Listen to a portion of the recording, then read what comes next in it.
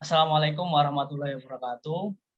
Waalaikumsalam Alhamdulillah, warahmatullahi puji syukur kehadirat Allah yang mana dengan limpahan rahmatnya kita masih diberi kesempatan untuk bisa menghadiri Zoom pada kesempatan kali ini. Kemudian tak lupa selawat serta salam selalu kita curahkan kepada junjungan kita Nabi Allah Muhammad Shallallahu Alaihi Wasallam, yang dimana dengan dakwah beliaulah kita bisa merasakan Islam hingga saat ini. Sebelumnya di sini saya ingin mengerjakan tugas wawancara yang diberikan oleh dosen pengampu yang bernama Dr. Nani Haryana, SPDMM. Kemudian saya ucapkan terima kasih yang sangat-sangat banyak kepada narasumber kami, yakni Saudara Mufli Ramadhani, yang menjabat sebagai Direktur Lembaga Bantuan Hukum Pelajar Pimpinan Pusat Ikatan Pelajar Muhammadiyah. Terus kemudian izinkan saya memperkenalkan diri, nama saya Pak Is Umar Hadi. Terus kemudian nama anggota yang lainnya, ini ada M. Idris Arianto. Terus kemudian salam kenal Mas. Muhammad Iman Anarta. Salam kenal Mas. Yo, salam kenal juga Idris dan Dimas ya? Dimar ya? Iya, ini Mas, apa namanya? Kami dari ini, mahasiswa UPN Veteran Jawa Timur. Iya. Terus kemudian saya ingin memperkenalkan sedikit tentang identitas narasumber kami. Nama Mufli Ramadhani, kemudian jabatan Lembaga Bantuan Hukum Pelajar Ikatan Pelajar Muhammadiyah. Pimpinan Pusat Ikatan Pelajar Muhammadiyah. Kemudian usia 25 tahun, alamat Jalan Wiyung Indah 14 4 Blok FF 2 Wiyung Surabaya. Jadi ini Mas, sebelumnya kan Mas kan ini menjabat sebagai Direktur LBHP IPM. Nah, kalau saya boleh tahu, kenapa kok jenengan ingin menjadi Direktur LBHP IPM dan kemudian apa motivasinya, Mas? Gitu. Ya, pertama, menjabat secara struktural ya, secara legal formalnya menjabat gitu. Cuman dalam bahasa lain mungkin diamanahi begitu ya. Bukan saya yang berkeinginan, tapi diminta dari teman-teman gitu untuk bisa ngawal isu-isu hukum di IPM gitu kan, pelajar, anak, perempuan, dan kaum minoritas lah. Itu akhirnya saya diamanahi di periode ini 2021-2023 di PPIPM di Lembaga Bantuan Hukum Pelajar. Nah, kenapa saya mau untuk diamanahi kan begitu pertanyaan tadinya. Untuk ditawari begitulah. Pertama karena memang mengawal kasus-kasus di ranah pelajar, pendidikan, kan ini Lembaga Bantuan Hukum Pelajar ya. Jadi skupnya ya pelajar, pendidikan, terus isu anak, perempuan, itu kan sangat banyak. Apalagi kemarin sempat booming kekerasan seksual lah, lalu kasus-kasus lain yang itu mendiskriminasi anak atau kaum-kaum tertindas dan sebagainya. Nah itu di sana. Sekaligus saya ingin juga ada kesempatan buat bisa mengembangkan diri kan pertama gitu kalau kita masih muda ya. Hitungannya saya masih muda ya dari kalian ya. Iya. Baru 25 tahun belum tua lah ya. Iya masih muda. Anggaplah masih muda lah ya. Itu terus mengembangkan diri, meningkatkan soft skill yang jelas ya, menambah dan membangun relasi, jaringan, terus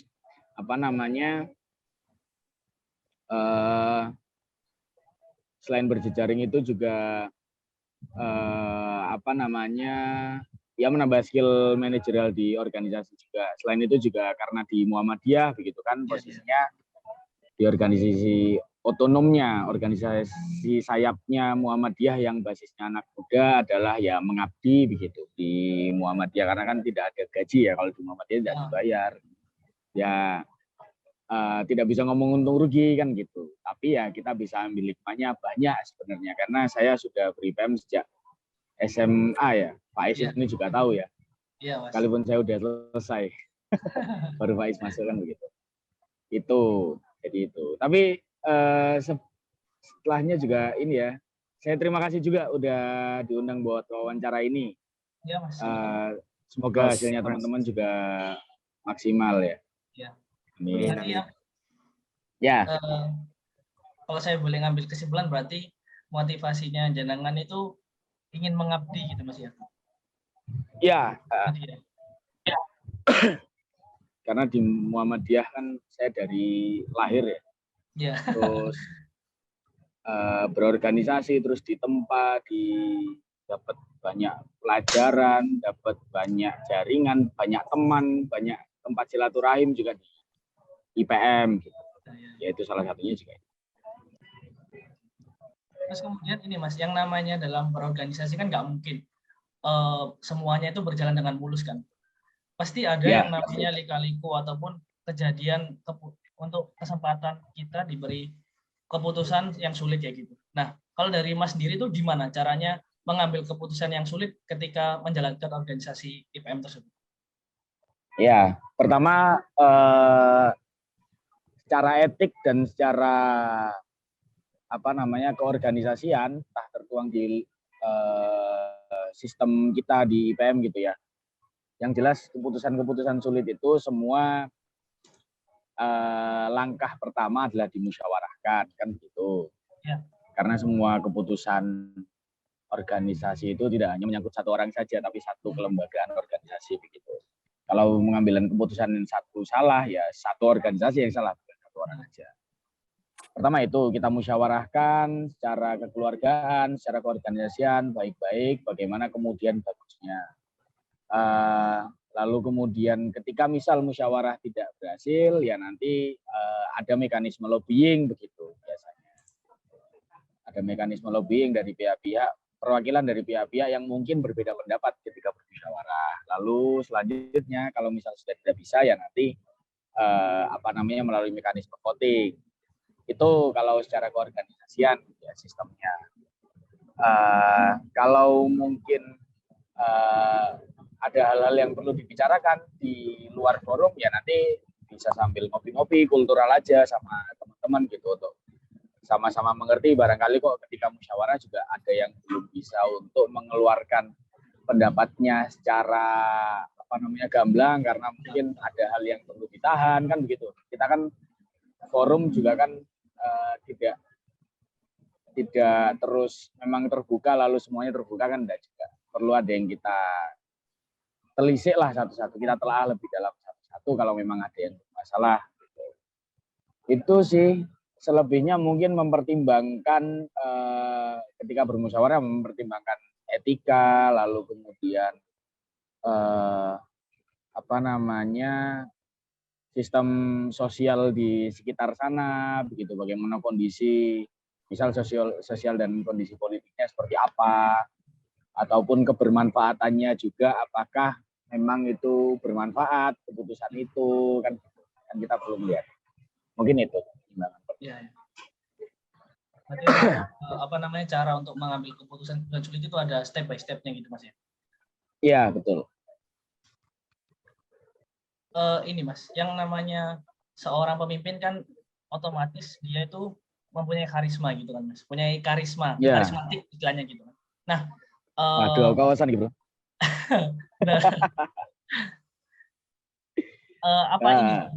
Apakah karismatik dari seorang pemimpin itu sangat pengaruh dalam memimpin sebuah organisasi gitu Mas? Kalau dari jenengan sendiri gimana? Ya, karismatik itu kan bisa dilihat dari fisik pertama ya, tapi nggak cuma fisik aja. Iya, benar-benar. Apa yang kita bawa secara substansi, konten-konten yang kita bawa itu apakah sesuai dengan konteksnya ketika kita berhadapan dengan manusia, itu kan juga perlu dilihat gitu kan. Ya. Akhirnya menciptakan mungkin ada pandangan bahwa ada karismatik leadership gitu atau kepemimpinan yang berkarisma, tapi nggak cuma soal fisik ya, pakai jas atau berpakaian formal lalu kemudian bagaimana.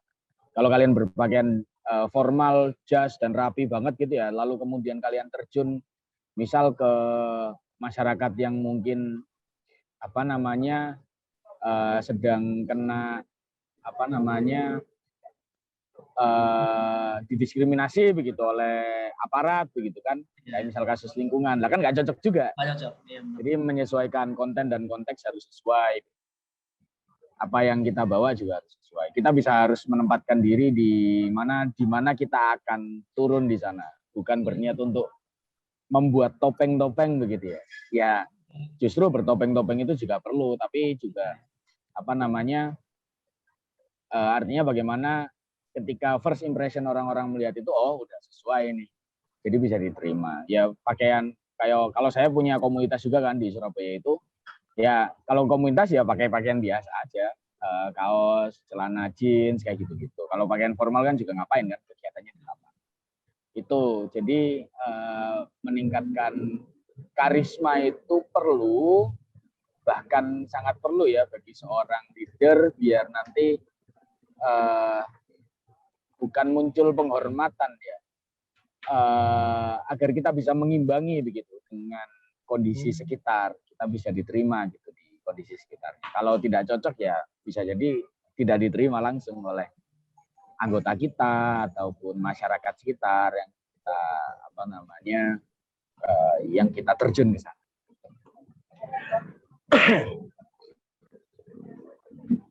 Gini Mas, kan pasti kan kalau cara Masnya dalam menghadapi anggota organisasi yang kayak bekerja tidak profesional itu gimana Mas caranya? Oke. Benar, sebelum aku jawab ya, ini teman-teman di jurusan apa? Ini Mas. Fakultas apa? Oh ya, manajemen ya. Manajemen UPN ya? Ya, benar. Iya Mas. Iya. Oke. Angkatan 21. Bagus. Oh ya, angkatan 21. Akhirnya Faiz masuk ya? Iya. Oke.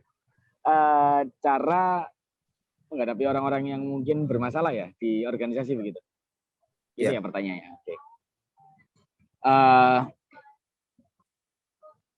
Ya kalau misal di keorganisasian di saya yang kalau di IPM begitu kan atau di LBHP ya ada juga pasti satu organisasi itu orang-orang yang bermasalah. Di tempat saya kerja juga ya ada beberapa yang bermasalah. Cuman untuk menyelesaikannya jelas berbeda. Nah kalau misal di PPIPM ini ambilnya di LBHP ya, LBHP atau di PPIPM-nya biasanya kita dudukkan dahulu orang-orang yang bermasalah. Kita coba tabayun. Kan kita nggak boleh itu ngejudge, oh kenapa sih anak ini nggak aktif kan gitu misalnya. Atau kenapa sih anak ini kok ada masalah A, ada masalah B gitu kan. Kita nggak boleh langsung ngejudge, oh ternyata ini kayak gini. Tanpa kita harus tahu alasan dibaliknya itu apa sih sebenarnya.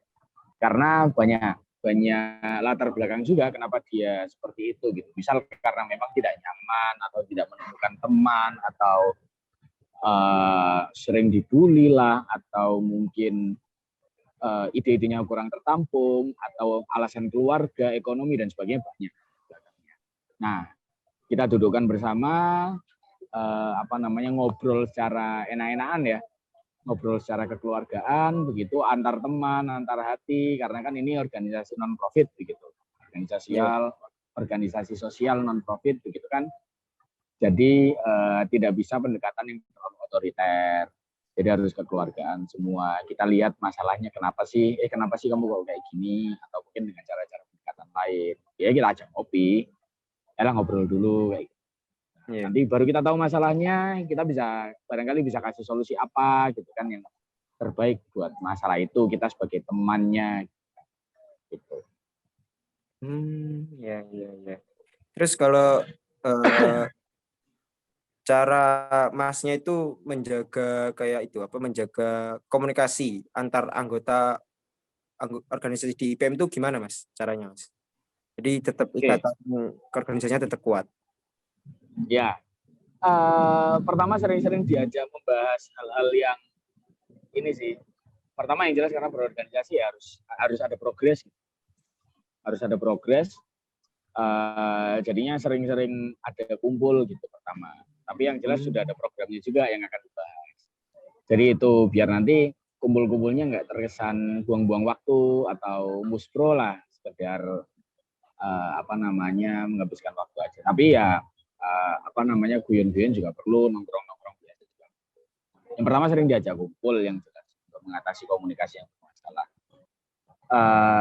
Biar nanti komunikasinya tidak terputus. Yang kedua harus tahu juga sih kenapa kemudian komunikasinya nggak jangkep lah bahasanya ya. Kenapa komunikasinya kemudian terputus, akhirnya ada miskom lah, ada apa dan sebagainya kan gitu. Kita harus lihat dulu masalahnya kenapa sih kok komunikasinya bermasalah kan gitu. Itu lalu kemudian diajak rapat juga, diajak membahas, lalu apa namanya cara paling ampuh adalah menjadikan kita sedekat dengan mereka gitu, biar kita klik kan gitu. Kalau orang udah klik kan pasti ngobrol terus ya, pasti ada hal apa gitu. Kita menyamakan satu ide, menyamakan persepsi lain. Jangan sampai kemudian tidak diajak komunikasi sama sekali. Tapi sesekali lah diajak ngobrol, diajak komunikasi. Sekalipun tidak ada hal-hal yang urgent. Tapi kalau bisa ada hal yang sifatnya bisa membuat progres lah. Ya. Nah, kan di organisasi IPM kan pasti ada budaya organisasinya kan, Mas. Nah, ya. Itu kayak mempertahankan budaya organisasi IPM dari generasi ke generasi itu gimana, Mas? Oke. Mempertahankan budaya. Iya. Kita bisa dengan berdiskusi gitu kan, ataupun setiap kegiatan-kegiatan seremonial selalu diingatkan dengan misal lagu-lagu di IPM atau mungkin hal-hal yang sifatnya, yang pertama sifatnya doktrin ya untuk bisa melakukan budaya itu. Lalu yang kedua juga karena sering kita berkumpul, kita berinteraksi, akhirnya kita sama nih satu frame, satu karakter gitu kan. Nah itu kalau mungkin sudah ada yang melenceng dari apa namanya budaya organisasi itu, terutama di budaya IPM ya nanti saling mengingatkan. Jadi ada hal-hal yang membedakan organisasi IPM dengan organisasi lain. Nah, itu yang harus diingatkan juga. Melalui misal kalau kan ada lagu-lagunya juga kan. Ya. Kalau transfer budaya kan satu lagu bisa jadi dari kesenian kan, dari apa namanya hal-hal yang apalah. Terus kita juga punya janji belajar gitu kan. Ya sekalipun di tiap orang kalau misal sudah terbiasa kan ya udah gitu. Tapi itu sudah melekat di kita tanpa ada diingatkan ya bisa jalan aja. Tapi yang jelas budaya organisasi itu harus selalu apa namanya disoundingkan, diingatkan terus, dilakukan lah. Apa namanya kalau misal saya di kantor nih, misal di IPM juga sih, di IPM kan tiap acara juga pasti nyanyi lagunya IPM, lalu kemudian setiap rapat juga pasti membudayakan ngaji, terus ceramah beberapa, dan juga mungkin yang itu membentuk karakter kita masing-masing, jadi bisa jadi karakter kita sama juga atau berbeda lah. Kalau misal saya di kantor juga kan nilai-nilai atau budaya-budaya di organisasi juga kan pasti diberikan terus tiap pagi, jargon-jargon dan sebagainya. Nah itu yang perlu dijalankan. Ini Mas sebelumnya apa namanya, kan IPM pasti punya budaya organisasi tersendiri Mas ya. Nah kalau saya boleh tahu budaya organisasi IPM itu bagaimana Mas, yang paling ditonjolkan kayak gitu, yang istilahnya kemungkinan mungkin organisasi lain tidak memiliki budaya tersebut. Oke, budayanya di IPM sebenarnya muncul dari paradigma ber-IPM ya pertama, karena kita selalu memperbarui itu di setiap zamannya. Karena kan Muhammadiyah termasuk juga IPM pasti harus mengikuti apa namanya apa ya bahasanya itu, mengikuti perkembangan zaman lah, gitu. Apapun itu bentuk. Yang pertama dulu itu yang sangat jelas melekat sampai hari ini ya ada namanya 3T kalau di IPM. Tertib ibadah, tertib belajar, dan juga tertib berorganisasi. Itu ya. 3T itu yang sampai saat ini juga dipegang, biarpun paradigma itu sudah diperbarui lah. 3T itu budayanya. Jadi kita harus mendahulukan ibadah, Lalu yang kedua juga setelah ibadah baru kita bisa apa namanya, wah anda gitu nih. Lagi, Mas. Udah ya masih ya. Iya, nggak apa-apa. Oh, iya. Kita membudayakan ibadah, setelah itu baru kita membudayakan mendahulukan apa namanya belajar kita, baru organisasi itu yang terakhir, IPM itu yang itu budaya. Jadi kalau ada rapat kok mengganggu sholat, ya sholat sih. Kan gitu. Ada rapat kok mengganggu jam ujian, yo ujian sih. Atau belajar buat sekolah gitu. Itu sih budaya yang paling diingat ya. Sama ada mungkin, oh enggak sih, enggak ada. Janji pelajar Muhammadiyah juga itu ya, beberapa ya, tapi kan juga melekat ya. Jadi budaya masing-masing. Kayak apa namanya, apa sih saya lupa juga, ada 5 poin itu. Nanti bisa disampaikan sama Pak Is juga.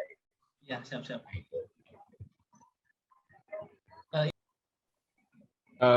Jadi gini Mas, menurut Mas Mufli sendiri, apakah pernah merasakan kewalahan dalam menghadapi permasalahan suatu organisasi? Saya pernah, yang jelas. Sampai skripsi saya dulu ya, waktu S1 ya. Dulu waktu jadi di IPM Surabaya itu saya ketua umumnya. Karena memang posisinya adalah ketua umum ya, orang paling pertama lah yang akan dicari dalam apapun gitu. Ya kewalahan juga, sampai skripsi itu nggak garap. Ya sekalipun kuliah saya nggak molor. Pertama ya itu skripsi nggak garap, ataupun mungkin kewalahan dalam sampai saya drop gitu kan, sakit itu juga pernah. Tapi ya namanya orang udah biasa gerak ya, kalau nggak gerak malah sakit. Ya paling sakit bentar, istirahat bentar udah jalan lagi. Atau enggak ada satu anggota nih yang emang ngeyel lah, pokoknya angel lah dikandani, susah untuk susah untuk kita handle gitu. Itu juga sering terjadi. Bahkan itu sampai bukan kena mental sih, sampai saya down juga pernah. Tapi justru di sana titik balik saya untuk ini ada pengalaman baru, karena harus ada orang-orang yang bisa saya poles lah dengan keunikannya dia. Saya menganggapnya bukan masalah ya, ini hal yang unik gitu buat saya, karena kan belajar ya. Dengan keunikannya dia, saya bisa menyentuhnya lewat mana biar kita berjalannya bersama gitu, atau mungkin nggak bareng tapi satu tujuan. Nah itu kan juga bisa, itu juga pernah banyak terjadi juga.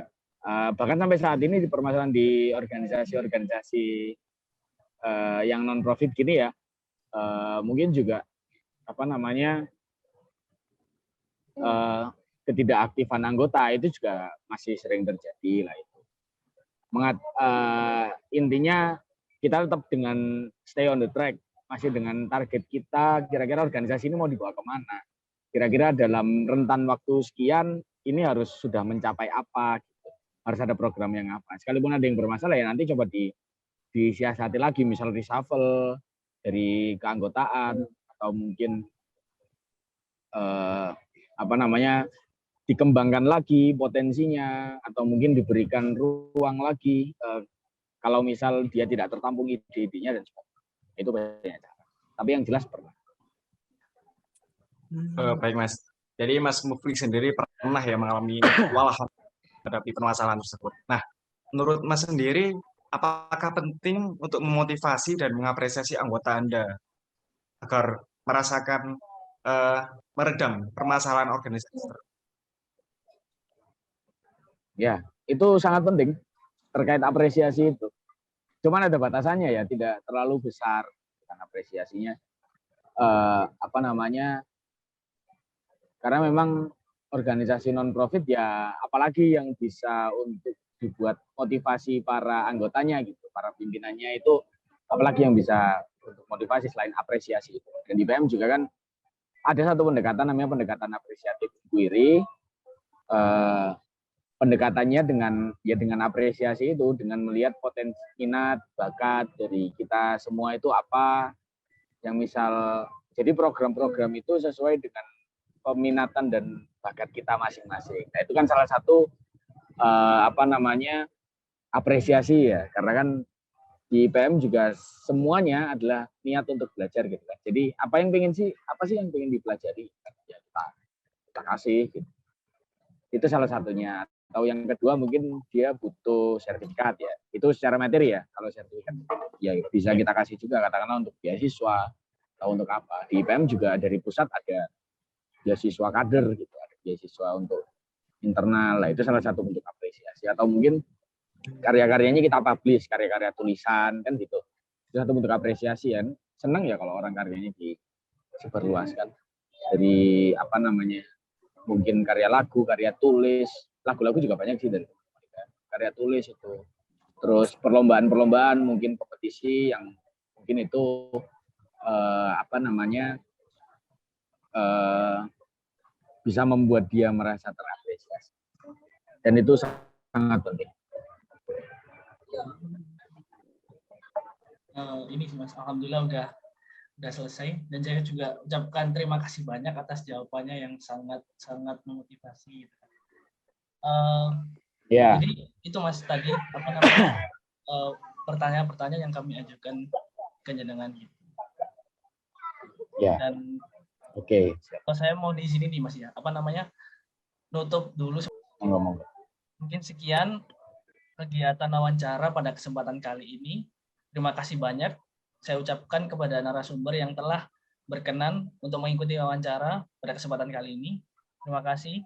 Nun wal qalam mimma yasturun. Iskarimana mujaidan. Wassalamualaikum warahmatullahi wabarakatuh. Waalaikumsalam.